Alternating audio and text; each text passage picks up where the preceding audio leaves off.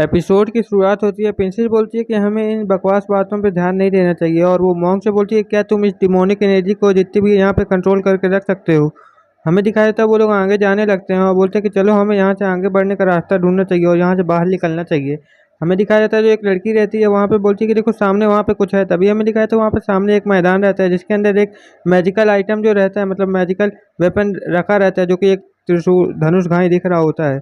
उसे वो लोग बोल रहे होते हैं ये तो एक मैजिकल आइटम है जो कि बहुत ज़्यादा रेयर है और ये एक वेपन है जो कि बहुत ज़्यादा खतरनाक है। तभी वो प्रिंस अपने सर्वेंट से बोलता है कि जाओ मेरे लिए वो वेपन लेके आओ। लेकिन प्रिंसेस बोलती है कि नहीं उस वेपन को मत लाना, उसमें कुछ खतरा भी हो सकता है। लेकिन जो प्रिंस रहता है वो अपने सेवक को मार देता है एक लात और बोलता है जाओ मेरे लिए लेके आओ, तुम्हारा काम तो है मेरा काम करना।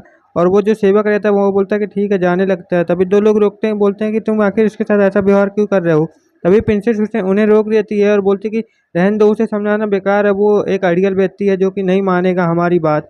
हमें दिखाया था वो जो मेडिकल आइटम आइटम के पास वो सेवक चला जाता है, बोलता है कि प्लीज़ भगवान मेरी रक्षा करना, मुझे देखना कि मुझे कुछ हो ना। और वो उस मेडिकल आइटम को मतलब वेपन को छूने जा रहा होता है। तभी हमें दिखाया जाता है उसको एक आहट आने लगती है जो कि उस ब्लड पूल से आ रही होती है। वो बोलता है कि आखिर उस ब्लड पूल में क्या है। तभी हमें दिखाया था वो ब्लड पूल के अंदर से कुछ निकलने लगता है और वो बोलता है कि तुम यहाँ पे मरने वाले हो। और वो सोचता है कि आखिर ये चीज़ है क्या जो कि मुझे इस तरह डरवा रही है। और वो जो ब्लड पूल से कहाँ निकलने लगता है बहुत सारा ब्लड जो कि उस बंदे के पीछे पड़े आता है। वो बंदा बोलता है कि मुझे यहाँ से भागना चाहिए वरना मेरी मौत यहाँ पे तय हो जाएगी। और वो दिखाया जाता है कि वो जो बंदा रहता है, प्रिंसेस बोलती है कि जल्दी से वापस आओ वरना तुम मारे जा सकते हो। हमें दिखाया जाता है वो बंदा भागने लगता है, बोलता है कि प्लीज़ मेरी मदद करो। लेकिन जो ब्लड रहता है वो उसके पीछे पड़े जाता है और बोलता है कि तुम यहाँ से जिंदा वापस नहीं जा पाओगे। और वो जा ही रहा होता है तभी एक बंदा उसे हाथ देता है, बोलता है कि मेरे पास आ जाओ वरना तुम मारे जाओगे। लेकिन जो ब्लड रहता है उसके पूरे शरीर में फैल जाता है और लग जाता है, जिस कारण से वो जो बंदा रहता है वहीं पे जो ब्लड रहता है उसकी बॉडी में घुस जाता है, जिस कारण से वो बोलता है कि नहीं नहीं मैं मर सकता हूँ, मैं यहाँ पे मर जाऊँगा, प्लीज़ मुझे बचाओ। हमें दिखाया जाता है जो ब्लड रहता है उसे अपनी तरफ खींच लेता है, जिस कारण से उसका जो पूरा शरीर रहता है वो बिल्कुल ख़त्म हो जाता है और उसके शरीर की जो सारी चमड़ियाँ रहती है वो सब गायब हो जाती हैं, जिस कारण से उसके बॉडी में सिर्फ स्केलेटन ही बचता है और वो आराम से नीचे करके वहाँ पे गिर जाता है, जिस कारण से उसकी उस बंदे की वहाँ पे तुरंत ही मौत हो जाती है। ये सब देख के वो लोग बहुत ज़्यादा हैरान हो जाते हैं और बोल रहे होते हैं कि आखिर यहाँ पे क्या हो गया, ये तो बहुत ज़्यादा डेंजरस है। वो प्रिंस बोलता है कि मेरी वजह से मेरा एक बंदा मारा गया। और वो जो मॉन्क रहता है वो बोलता है कि इसकी आत्मा को भगवान शांति दे, अमितवा अमितवा। हमें दिखाया था वो बोलता है कि आखिर यहाँ पे हो क्या रहा है। तभी हमें दिखाया था वहाँ पे एक आवाज़ आने लगती है और बोल रही होती है कि अब तुम लोग यहाँ से जिंदा वापस नहीं जाओगे। तभी वो लोग सोचने लगते कि आखिर ये किस चीज़ की आवाज़ है। तभी वो जो ब्लड पूल रहता है उसके अंदर से बहुत सारा जो ब्लड रहता है उनके ऊपर आने लगता है। वो लड़की बोल रही होती है कि आखिर यहाँ पे क्या हो रहा है। तभी एक बहुत बड़ा ब्लड का जो वो रहता है वो झरना मतलब बहुत ज़्यादा ब्लड का जो नहर रहती है वो उनके ऊपर गिरने लगती है। और प्रिंसिपल बोलती है कि हमें यहाँ से जाने का जल्दी से कोई रास्ता ढूंढना पड़ेगा। यहाँ फ्योन्सी का सीन दिखाया जाता है। फ्योन्सी जो रहता है वहाँ से बीस्टो को लड़ रहा होता है और बहुत सारे बीस्टो को वो मार डालता है। बोलता है कि मुझे जल्दी से अनाजिया के पास जाना पड़ेगा वरना वो मुसीबत में होगी किसी।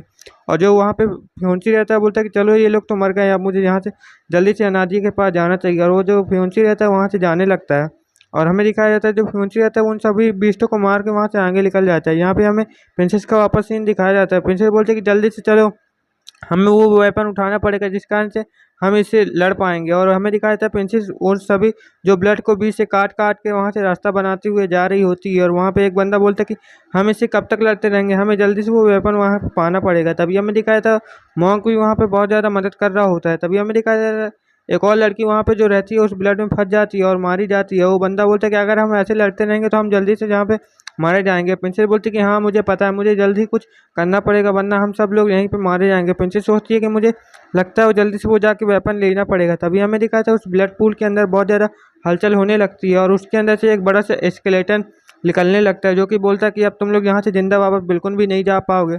हमें दिखाया जाता है वो बोलता है कि अब तुम लोग यहीं पे मरने वाले हो। प्रिंसेस बोलती है कि अरे ये क्या हो गया, अब हमें यहाँ से भागना ही पड़ेगा, ये आखिर कौन निकल आया। वो सभी लोग जो रहते हैं वहाँ से भागने लगते हैं और बोलते हैं कि जल्दी से चलो।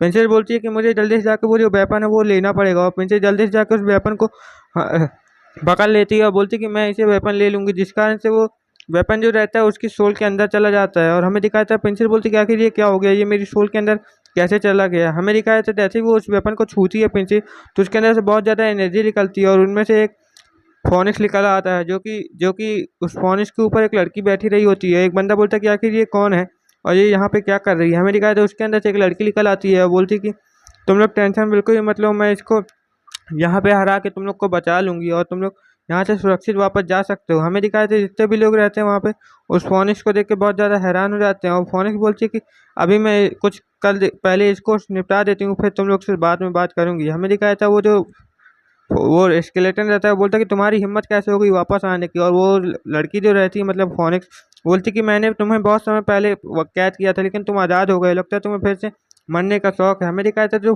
फोनिक्स वाली लड़की रहती है, फिनिक्स वाली, वो उसके ऊपर अटैक कर देती है, लेकिन जो स्केलेटन रहता है वो बोलता है कि नहीं इस बार मैं नहीं हारूंगा, और वो लड़की बोलती है कि तुम्हें लगता है फिर से मुझे कैद करना पड़ेगा, और जो लड़की रहती है उसके ऊपर अपना अटैक करने के लिए तैयार हो जाती है, बोलती कि लगता है तुम्हें फिर से कैद करना पड़ेगा। और पेंसिल वो सब देख के बहुत ज़्यादा हैरान हो जाती है, बोलते कि आखिर ये कौन है जो कि इतने आसानी से उसे डिफीट करे दे रही है।